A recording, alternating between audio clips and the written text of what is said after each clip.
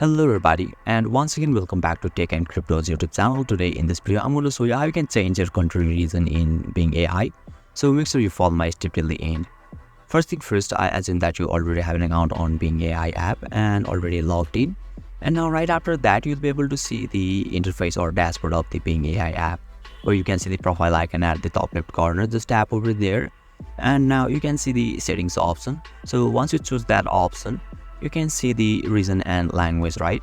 So simply select that option and now you can change your country region from here, where you can see the option country and region at the top. So once you tap over there, you can simply search your region or country, and yeah, this is how you can change your country region in Bing AI. And if you still encounter any issue during this process, feel free to leave a comment and I'll be happy to assist you.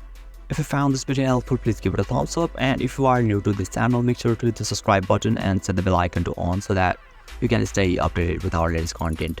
Thank you for watching and I'll see you next time.